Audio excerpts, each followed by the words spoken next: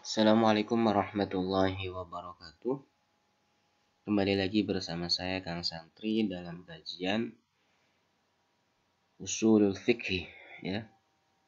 Jadi kita masih melanjutkan yang kemarin, yaitu kita masih memakai kitab Syarh Waraqat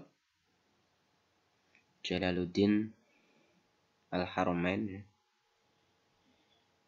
Jadi pada kali ini kita akan membahas mengenai al-umum min sifatil alfad wal fi'lu la umuma lahu. Jadi kalau kemarin kita sudah mengenal ta'rif daripada am, kemudian juga kita mengenal yaitu lafad-lafad yang digunakan untuk makna umum, makna am. Nah, di sini ini mau membedakan mana itu am dan mana itu bukan ya. Jadi al-umum, makna umum itu entar keluar dari min sifatil alfad. Ya. Makna umum itu kita bisa ambil dari sisi lafadznya, dari sifat lafad itu. Nah, adapun wal fi'lu, perbuatan, la umuma lahu, itu tidak menunjukkan makna umum ya. Jadi kapan kita bisa menggunakan makna umum? Nah, yaitu ketika kita melihat lafadznya, bukan lagi melihat perbuatannya. Karena ntar perbuatan itu ya bisa bermakna spesifik, khusus ya. Ya mungkin bisa juga untuk umum. Nah, tapi di sini kita akan membahas mengenai umum min sifatil alfad. Nah, sedangkan perbuatan la umuma lahu. Wal umumu min sifatin nutqi. Keumuman itu dilihat dari sifat nutq ya, ucapan. Wala yazuzu da'wal umumi fi ghairihi. Jadi tidak boleh mendakwahkan atau misal mengklaim itu umum fi ghairihi pada selain an-nutqu ya. Minal fi'li berupa perbuatan, wa ma yajri majruhu, dan apa yang berlaku atau yang terbentuk daripada fi'il. Ya, jadi nggak ada perbuatan itu menunjukkan makna umum.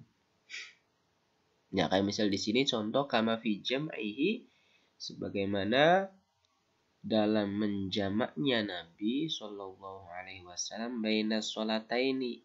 Ya, Nabi menjamak di antara dua sholat fis safari, di dalam perjalanan. Nah, rawahu al-Bukhari.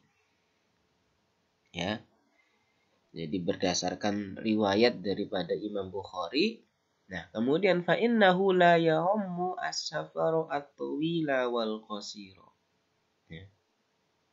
Pelaksanaan menjamak ya, menjamak sholat pada safar itu apa? La ya'ummu, tidak berlaku umum untuk perjalanan yang panjang atau untuk perjalanan yang pendek. Tidak berlaku umum menjamak sholat di dalam safar ini, yaitu untuk perjalanan yang panjang atau pendek. Fa innahu innama yaqa'u fi wahidin minhuma. Nah, melainkan menjamak sholat itu terjadi di antara salah satu dari kedua, yaitu as-safar at-tawil, as-safar al-qasir. Ya. Yang pasti kita diperbolehkan untuk menjamak sholat itu, yaitu di perjalanan yang panjang. Nah, berarti di sini Nabi kasusnya menjamak sholat di antara dua sholat, yaitu yang di perjalanan. Berarti ini dikhususkan, ya, dikhususkan boleh menjamak sholat pada perjalanan yang jauh. Nah, tapi ngelihat perilaku Nabi, perbuatan Nabi dalam menjamak sholat ya, di dalam perjalanan, maka ini tidak bisa ditarik dengan makna umum, nggak bisa.